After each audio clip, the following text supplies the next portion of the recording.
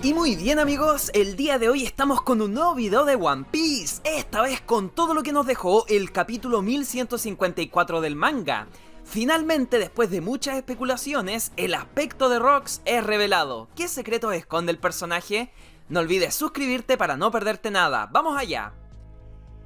Bien, como recordarán nos habíamos quedado hace 63 años con el nacimiento de Loki. El narrador nos dice que ahí inició la época oscura del país con la muerte de Yorul, el guerrero más antiguo del mundo hasta ese entonces.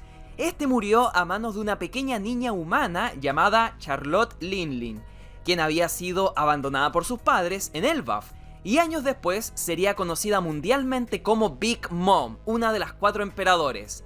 Al mismo tiempo, el país comenzó a sufrir varias calamidades climáticas como incendios, vientos violentos, olas de frío extremas y lluvias que arrasaron con las cosechas, dejando la tierra infértil. Si a eso le sumamos las redes vacías de los pescadores, el país se sumergió en la hambruna total. Por otra parte, la reina Astrid dice que todo lo que ocurre en el país es únicamente la consecuencia de haber dejado con vida a Loki, su hijo.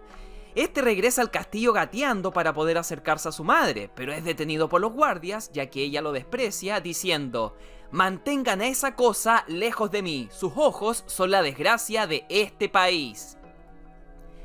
Algunos gigantes discuten incluso si conviene salir a cazar humanos, pero dentro del país las mismas villas vecinas se atacan entre sí provocando alerta máxima en todos lados.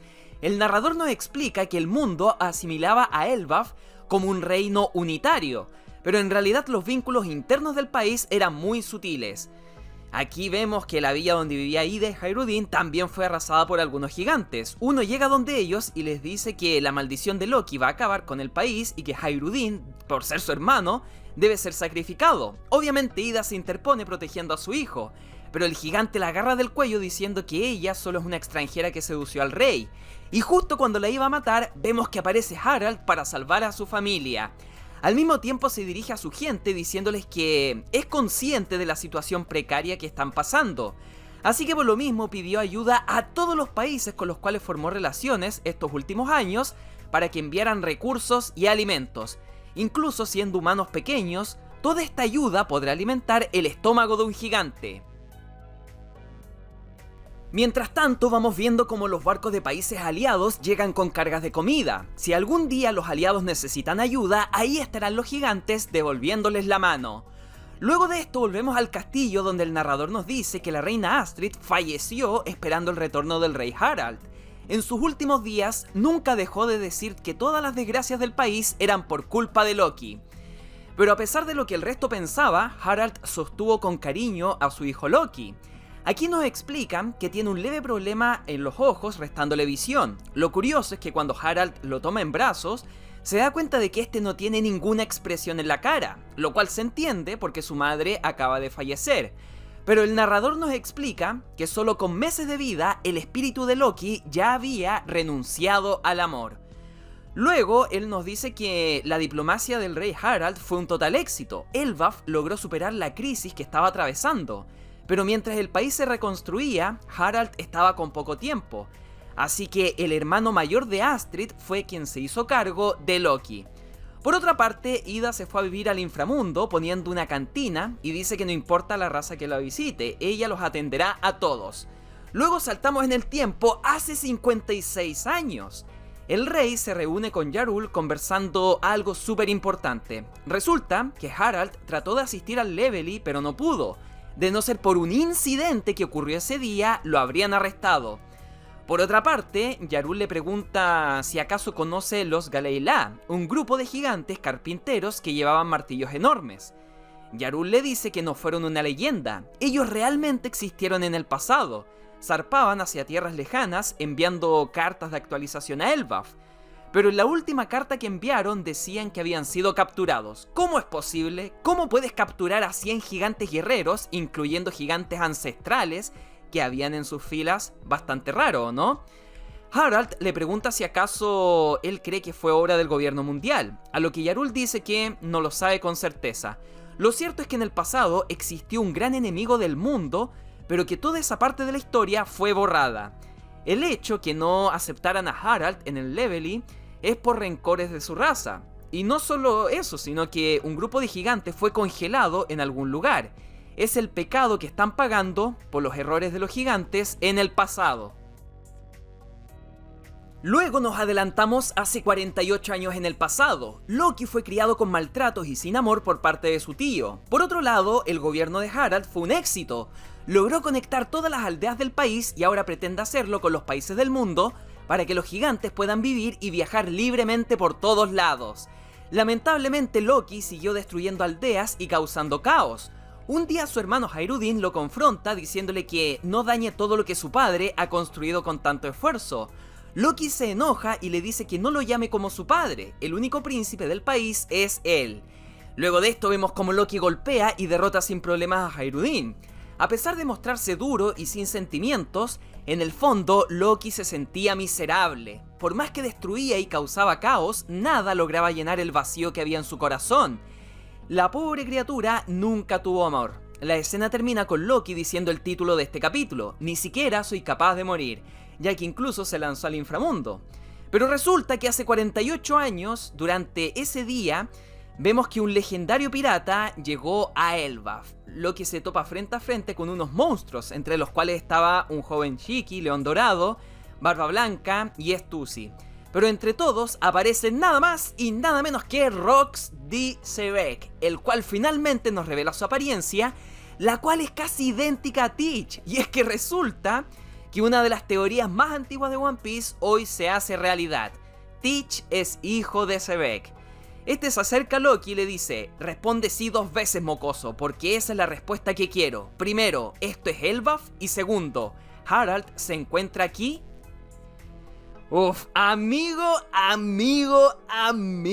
pero ¿qué nivel de final tenemos esta semana? Por lejos, uno de los capítulos más importantes en la historia de One Piece.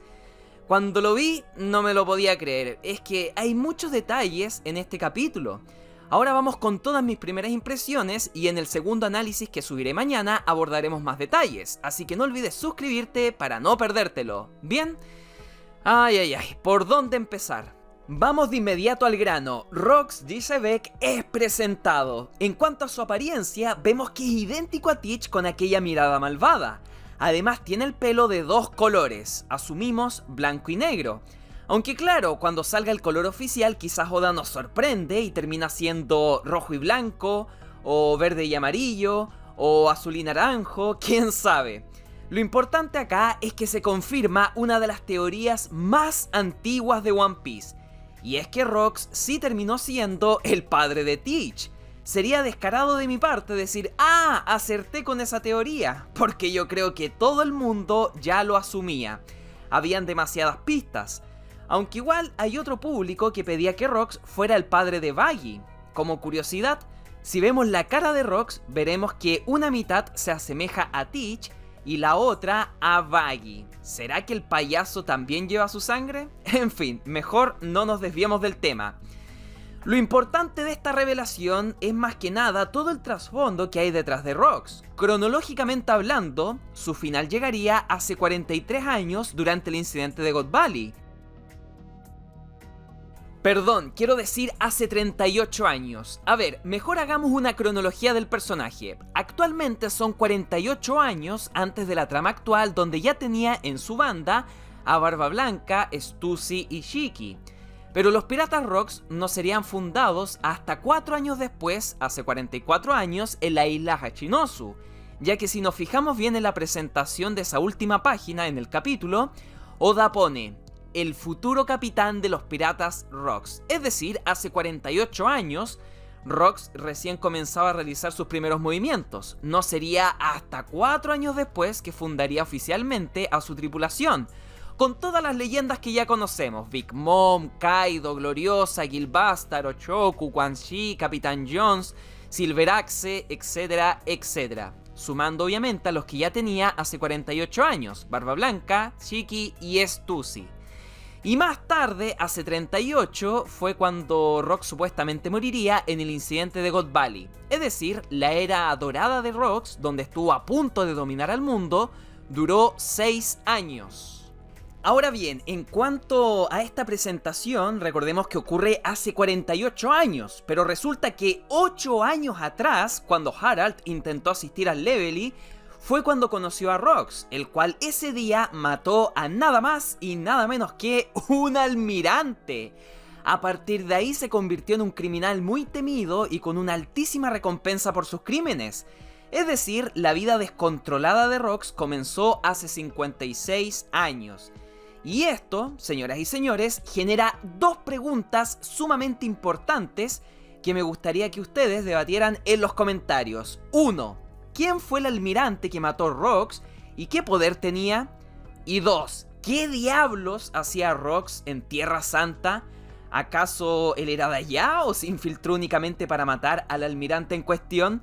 Estas dos preguntas dan para muchas especulaciones, pero ya las seguiremos abordando en los próximos videos. En fin, tú pensarás que la cosa se queda solo ahí, pero no, tenemos otra curiosidad para cerrar la presentación de Rox en este video, y es que...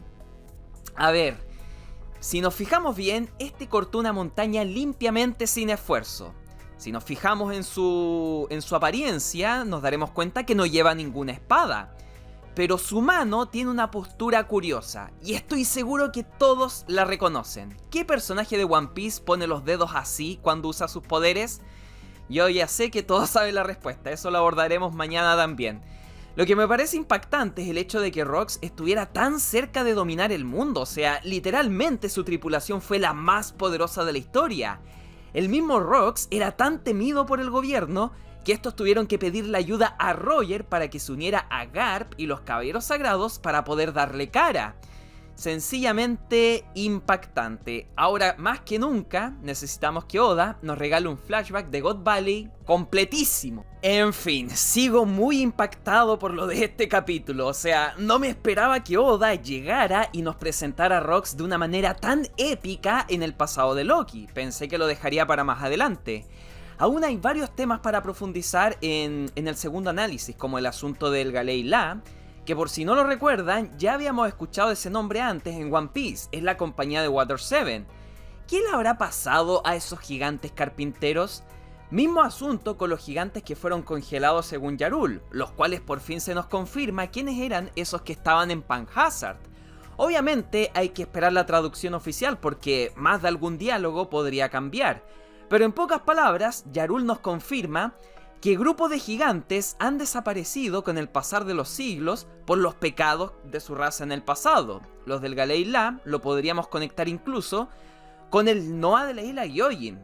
Solo es cosa de conectar también las épocas, porque si Yarul tiene 400 años y para él los gigantes carpinteros eran una leyenda, quiere decir que son mucho más antiguos, onda 800 años post siglo vacío. En fin.